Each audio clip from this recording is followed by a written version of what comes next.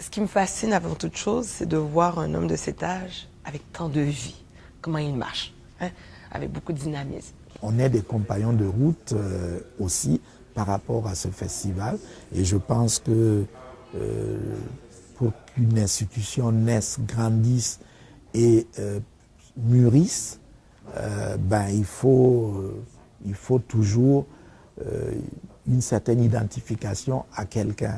C'est quelqu'un qui a énormément d'entre-gens et de relationnel, et je crois d'ailleurs que ça, c'est quelque chose qui aide énormément à un autre niveau au développement de Vue d'Afrique. Si tu n'es pas capable de supporter la fumée, tu ne verras pas la flamme. Gérard Lechesne, au nom du peuple du Québec, je vous fais chevalier de l'Ordre national. Qu'est-ce qui se passe dans la vie d'un individu pour qu'à un moment donné, il y a un tournant et qu'il passe sa vie à faire des crises, c'est-à-dire à rencontrer uniquement des problèmes qu'il doit résoudre et jamais quelque chose se passe comme on le voudrait. Pour moi, Gérard, il est profondément africain. Il a un amour inconditionnel pour l'Afrique et les Africains. Il est souvent vu au FESPACO. Et de fil en aiguille, grâce au délégué général, mon prédécesseur Baba Ama, nous avons eu des entretiens furtifs, sans approfondir, parce que, étant le responsable chargé de la communication, c'était quand même un centre où tout passait, tous les invités et tous les festivaliers. Nos parents sont précieux, c'est grâce à eux que nous sommes. Et c'est une façon pour moi de le remercier à chaque jour, en bâtissant à ses côtés quelque chose qu'il aime beaucoup. C'est un petit peu embarrassant, un documentaire comme ça, surtout tout le monde dit du bien de moi, alors ça paraît pas très objectif.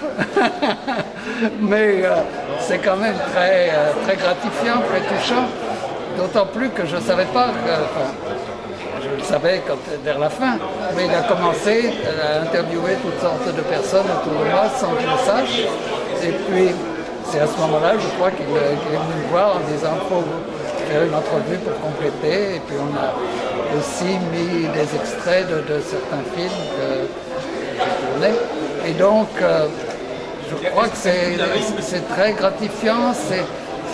Pour beaucoup de gens aussi, ça permet une sorte de survol de 30 ans d'évolution non seulement du cinéma africain, mais de connaissance, de perception de l'Afrique à partir d'ici.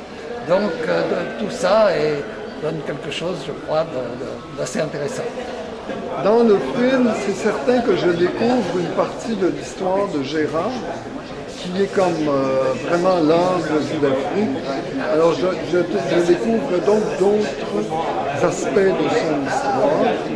Et je pense qu'on a vraiment besoin de gens comme lui pour répandre cette culture qui nous sort de nous-mêmes et nous fait découvrir un continent inépuisable qui est l'Afrique. Moi, il faut dire que je suis un amoureux de l'Afrique, des Africains, des Africaines, de la culture, du cinéma, et puis de la littérature africaine.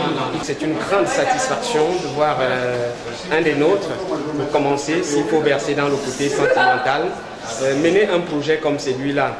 C'est vraiment quelque chose de bien, de fierté d'abord pour nous et puis pour la communauté africaine de manière générale. Parce que les autres communautés sont omniprésentes un peu partout, dans la politique, dans l'économie. Qu'est-ce que nous avons nous autres comme secteur d'activité qui nous soit particulier? Ça ne peut être que la culture et l'image, notamment le cinéma, avec des projets tels que celui-là, sont vraiment des choses qui vont nous porter. Et je dis bravo à Honoré. C'est des choses à ne pas lâcher. C'est pas la perfection, bien entendu, les gens diront, mais c'est déjà quelque chose de très bien comme début, un bon pas. Alors je tire un grand coup de chapeau à Honoré. Je me souviens la première fois que je l'ai rencontré, il avait tourné un film sur l'homosexualité qui était quelque chose de très touchant. Et aujourd'hui, il aborde une icône du film africain. Quelqu'un qui a de la passion pour nous les Africains, ce qui est déjà rare ici en Amérique du Nord. Très très bon projet.